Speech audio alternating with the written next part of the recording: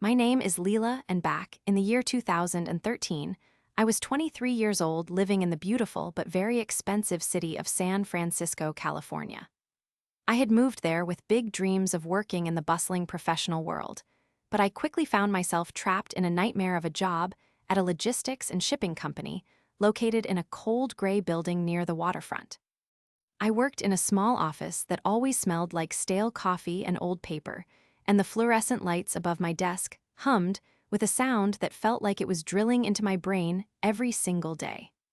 At that age, I was still trying to find my footing in the world, and I was a bit quiet and shy, which unfortunately made me a target for the people I worked with.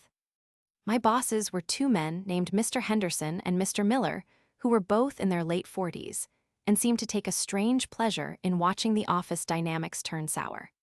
They did not just ignore the bullying that happened in the office, they actually seemed to encourage it by rewarding the loudest and meanest men in the room while ignoring anyone who actually did the hard work. The atmosphere was thick with toxic energy, and I spent most of my mornings sitting in my beat-up old car outside the building, just taking deep breaths and trying to convince myself that I could make it through another 8 hours of torment. The male coworkers I had were the worst of the bunch, and they treated the office like a locker room where they could say whatever they wanted without any consequences. They would make comments about my appearance or my clothes, and they would intentionally lose my paperwork just to watch me scramble to find it before the end of the day. One man in particular, named Danny, was the leader of this pack of bullies, and he was a tall man with a loud voice and a mean spirit who thought he was the king of the cubicles. The situation went from being just annoying to being truly dangerous one afternoon when I was sitting at my desk minding my own business and trying to finish a report on shipping routes. Danny walked up behind me with a lighter in his hand, and before I knew what was happening, I felt a sudden burst of heat near my shoulder, and I smelled the unmistakable scent of burning fabric. He had actually reached out and tried to set the sleeve of my favorite cotton shirt on fire while I was wearing it. I jumped out of my chair screaming and slapping at my arm to put out the small singe marks, while Danny and his friends just stood there laughing like it was the funniest joke they had ever seen. I was shaking with fear and rage, and I immediately marched into the office of Mr. Henderson and Mr. Miller to tell them what had happened. I showed them the burnt fabric on my sleeve, and I told them exactly what Danny had done, but instead of being angry at him, they just looked at me with bored expressions. Mr. Henderson leaned back in his leather chair and told me that I was probably exaggerating and that Danny was just playing around to relieve some of the stress of the high-pressure environment. Mr. Miller added that if I did not want people to mess with me, I should try being more of a team player instead of complaining about every little thing. I realized in that moment that I was completely on my own and that the people in charge did not care if I was physically hurt as long as the work got done. A few days later, one of the other men in the office said something incredibly rude to me about my family, and I finally snapped and told him to shut his mouth and leave me alone. Within 10 minutes, I was called into the office and given a formal written reprimand for using unprofessional language and creating a hostile work environment. It was unbelievable because they had done nothing to the man who tried to set me on fire, but they were quick to punish me the second I tried to defend myself. I went home that night and sat in my tiny apartment overlooking the foggy streets of San Francisco, and I felt a deep, cold sense of determination wash over me. I realized that if the system was rigged against me, then I would have to find my own way to get justice without breaking the law or getting myself fired. I knew that my bosses and my coworkers all shared a very specific type of public image, where they wanted to be seen as respectable and moral men, even though they were monsters behind closed doors. I decided to use their own desire for respectability against them in a way that would be annoying and persistent. On a Friday evening after everyone else had left the office, I sat down at my computer and began my research. I started looking for every single religious newsletter and Christian organization that had an online sign-up form. I wanted organizations that were very active and sent out multiple emails every single day about everything from daily prayers to urgent requests for donations and long-winded newsletters about the end of the world. I found hundreds of them, including local churches and national ministries, and even international groups that focused on spreading their message to every corner of the globe. I spent hours that Friday night carefully entering the professional email addresses of Mr. Henderson and Mr. Miller into every single one of those sign-up boxes. I could almost hear the digital gears turning as their inboxes began to prepare for the coming flood of messages. I felt a small spark of joy for the first time in months as I clicked the submit button over and over again. I knew that these men hated being bothered by anything they considered junk, and they were the type of people who got very angry when they felt like they were losing control of their own space.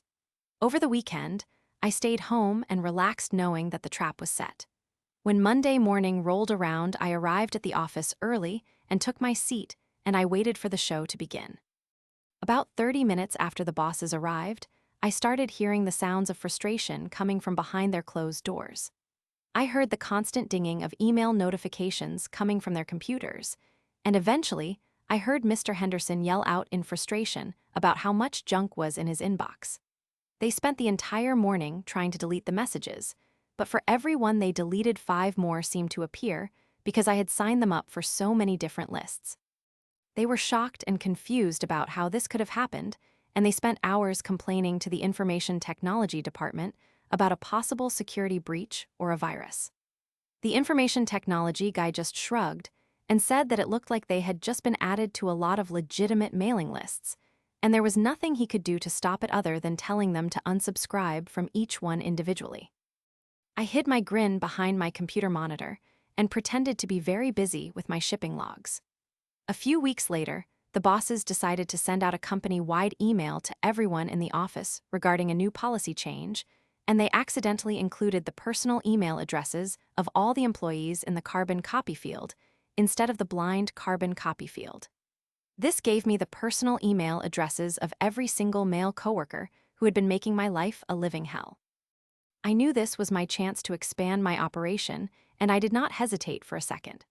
I took that list of email addresses and I went back to my favorite religious websites, and I signed up every single one of those men for the same endless stream of Christian newsletters. I decided to leave Danny out of the email spam for a moment because I had a much more personal and psychological plan for him, but for the rest of the men, I was relentless. The very next day, the office was in an uproar as man after man opened his phone or his personal laptop to find hundreds of emails about salvation and tithing and church bake sales. One of the men who had been particularly nasty to me, even though I had never done anything to him, came marching up to my desk with his face turning a bright shade of red. He accused me right then and there of being the one who had spammed his account, and he was shaking his phone in my face while yelling about how I was harassing him. I looked him dead in the eyes and put on my most innocent and confused face, and I asked him why on earth he would think I would do something like that.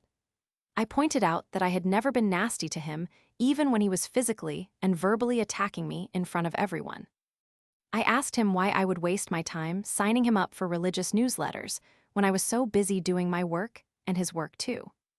The mention of his attacks on me in front of the other people in the office made him freeze because he realized that if he pushed the issue, I would just start listing every single thing he had ever done to me, and he knew that would look bad if any of the bosses were listening. He shut his mouth and walked away, and from that day forward, none of the other male coworkers bothered me again. They were terrified that if they said one word to me, they would wake up to another 1,000 emails in their inboxes, and they could not prove it was me because I was always so careful to do it from public computers or through encrypted connections. But I still had to deal with Danny, who was the man who had tried to set me on fire. I wanted something more creative for him because what he did was dangerous and cruel. At the time, I was reading a book from the series called Final Destination, and the specific novel was titled End of the Line, written by an author named Rebecca Levine. It was a horror novel about people who survive a disaster and then are hunted down by death in strange and gruesome ways. One afternoon, Danny was sitting across the break room from me, and he was talking loudly to another coworker about a person he used to know back in his hometown named Andrew Williams.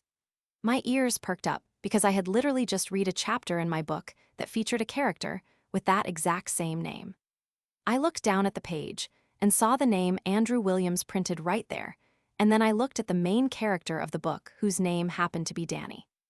It was a complete coincidence, but I realized I could turn it into a powerful psychological weapon.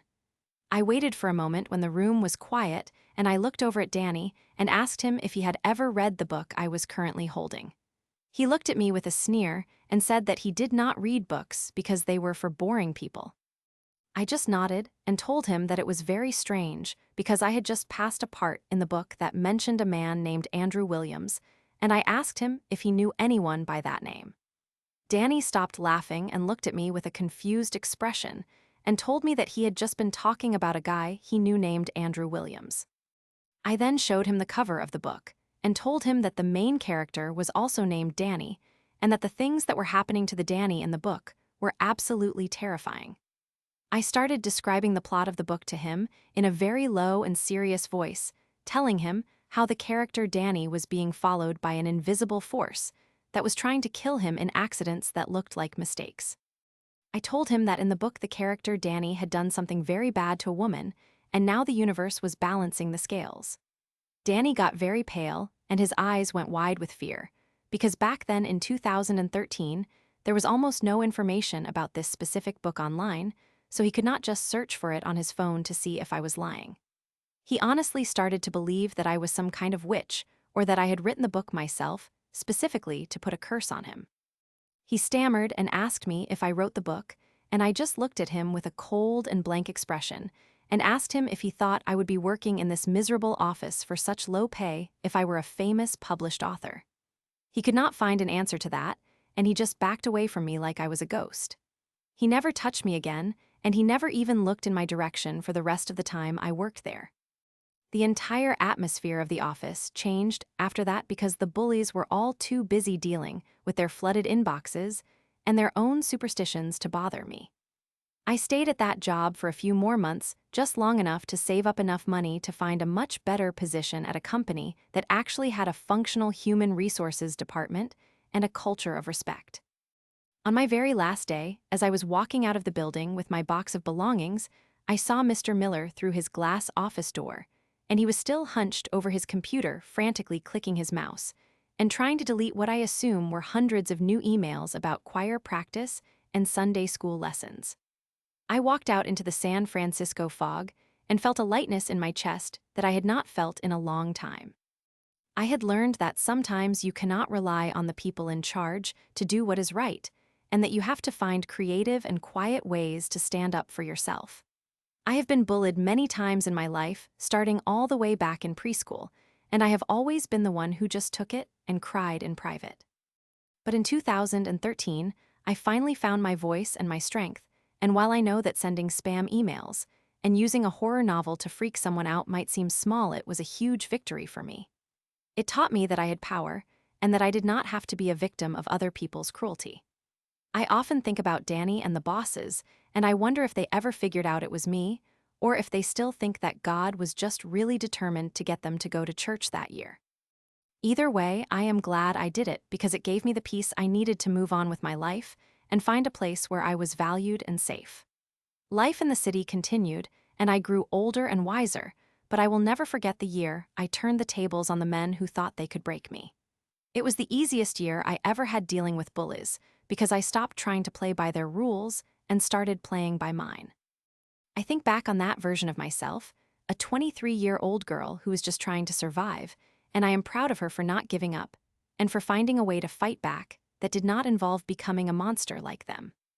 The emails probably stopped eventually, but the lesson I learned about my own resilience will stay with me forever, and I hope that anyone else going through something similar knows that there is always a way out even if you have to get a little bit creative to find it.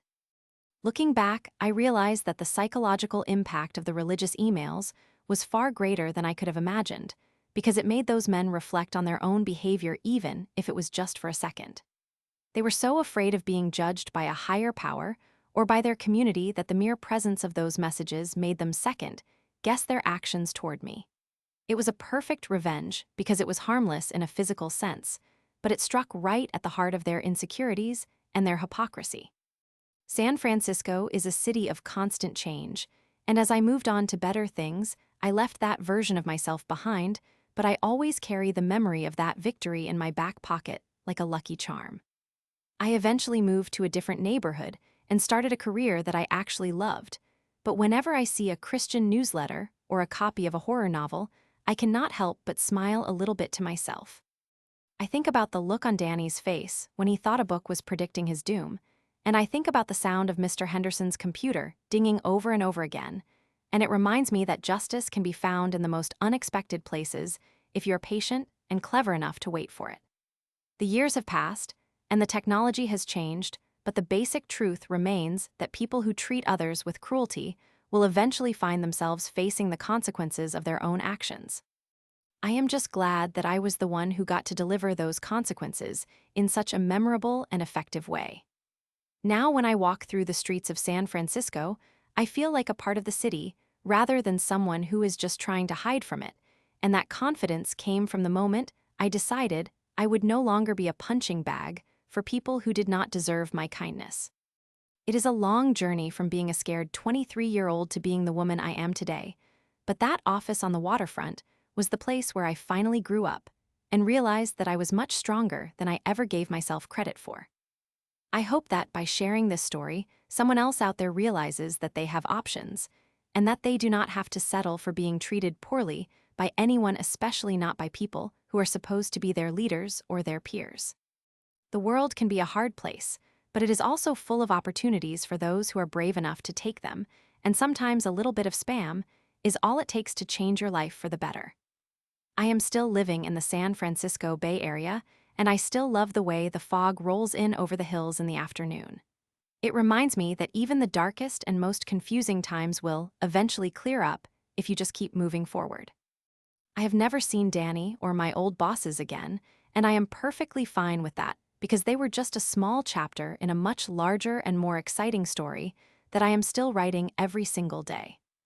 I am grateful for the experience because it made me who I am, and it gave me a great story to tell whenever people ask me about my first years in the city. Revenge might be a dish best served cold, but in my case, it was served with a side of daily devotionals and a horror novel, and I would not have it any other way. It was a quiet revolution that happened in a gray office building, and while no one else might have known what was really going on, I knew, and that was all that mattered in the end. I am Leela, and I am no longer afraid of bullies, because I know exactly how to handle them with grace and a little bit of digital chaos. The memory of that year still brings a sense of satisfaction to my heart, and I hope it serves as a reminder that even the smallest person can stand up to the biggest giants if they are willing to think outside the box and use what they have at their disposal. The power of a person's spirit is much greater than any office hierarchy or any bully's intimidation, and once you realize that, the world becomes a much friendlier place to live in. I have learned to protect my peace and to value my worth, and that is the greatest revenge of all, because it means the bullies did not win, and they did not change me into someone bitter or angry, but instead they helped me become someone who is resilient and strong. And as I sit here, now years later, I can still hear that tiny little ding of a new email coming in, and it makes me laugh because I know somewhere out there someone is probably still trying to unsubscribe from a newsletter they never asked for, and that thought is the perfect ending to my story. I think the most important part of this whole experience was the moment I realized that their power was an illusion that only worked if I was afraid of them. When I stopped being afraid and started being proactive, their power evaporated like the morning mist over the Golden Gate Bridge. I think about how many people stay in bad situations because they feel like they have no choice, and I wish I could tell them all that they have more power than they think. It does not take a grand gesture or a violent confrontation to change your circumstances. Sometimes it just takes a bit of cleverness and the willingness to stand your ground. My life is very different now, and I am surrounded by people who support me and lift me up, but I will always have a special place in my memory for that old office and the lessons it taught me about human nature and the importance of standing up for oneself. I am no longer that shy girl who is afraid to speak up, and I owe a lot of that growth to the two bosses who didn't care and the coworker who tried to set me on fire, because they showed me exactly who I did not want to be. And in the end, that was the best gift they could have ever given me, even if they did not mean to do it. I hope my story inspires others to find their own creative ways to deal with the challenges in their lives, and to remember that you are never truly powerless as long as you have your wits and your will. The city of San Francisco has seen many stories of people making their way, and I am just one of them, but my story is mine, and I am proud to tell it. Every time I walk past a bookstore or see a pop-up ad for a newsletter, I am reminded of my victory, and it gives me a little extra boost of confidence to face whatever challenges come my way today. I have grown so much since then, and I am thankful for the journey, even the parts that were difficult and scary, because they led me to where I am now, and I like where I am. The bullies are just a distant memory, now a faint echo from a time when I was still learning who I was, but the strength I found in that office is something I carry with me every single day, and it has made all the difference in my life. I have moved on to bigger and better things, but the spirit of that 23-year-old girl who decided she had had enough is still very much alive in me, and she is the one who keeps me going when things get tough.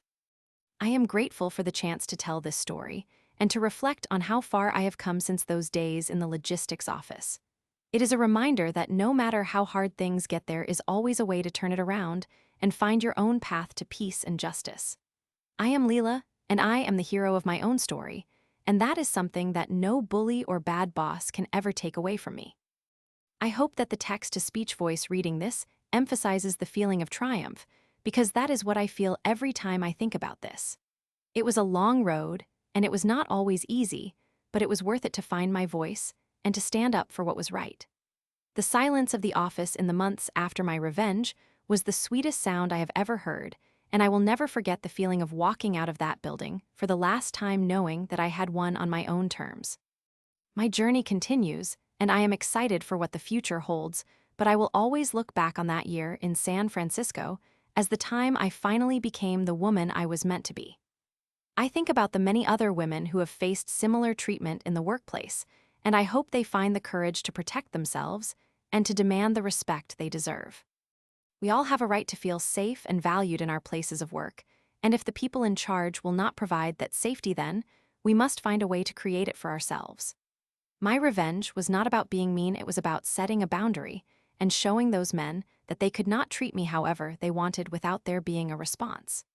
It was a lesson in accountability, and I think it was a lesson they desperately needed to learn, even if it came in the form of a million emails about church events. I have found my place in the world, and I am happy, and that is the best resolution anyone could ask for in a story like this. The past is the past, but it shapes the present, and I am glad my past includes a moment where I stood up for myself and won.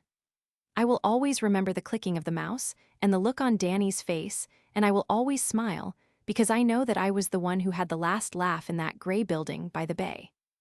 My story is a testament to the power of the individual and the importance of never giving up on yourself, even when everyone else seems to be against you. I am proud of what I did, and I am proud of the person I have become, and that is the most important thing of all. I hope this story reaches someone who needs to hear it, and that it gives them the same sense of hope and determination that I found all those years ago. Thank you for listening to my story, and for letting me share this piece of my life with you, because it is a story that means a lot to me, and I am glad it is finally being told. The end of the story is really just the beginning of my new life, and I am so happy to be living it. I continue to look forward to the future with a sense of excitement and a knowledge that I can handle whatever comes my way, because I have already faced some of the worst people, and I came out on top. That is the true power of resilience, and it is a power we all have inside of us if we are just brave enough to look for it. San Francisco will always be the place where I found my strength, and for that I will always be grateful to this beautiful city by the sea. I am finally at peace, and that is the greatest revenge of all. My bosses may have thought they were in control, but in the end, I was the one who decided how my story would end, and I chose a happy ending for myself. That is the ultimate victory, and I am savoring every moment of it.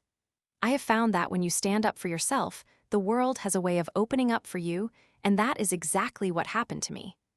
I am no longer the victim, and I am no longer the target because I have moved beyond all of that and into a life of my own making. It is a wonderful feeling, and I wish it for everyone who is struggling right now. Just remember that you are strong and you are capable, and you have the power to change your life whenever you decide you have had enough. I did it, and I know you can too. The fog is lifting, and the sun is coming out, and I am ready for whatever comes next. It has been a long time since 2013, but the lessons I learned back then are just as relevant today as they were then. I am grateful for every single moment of it, and I am grateful for the chance to be the woman I am today. My story is one of strength and of justice, and I am happy to share it with the world. I hope it brings a smile to your face and a sense of empowerment to your heart, because we all deserve to be the heroes of our own lives. I am Leela, and this is my story of revenge and redemption, and I hope you enjoyed it as much as I enjoyed living it in the end.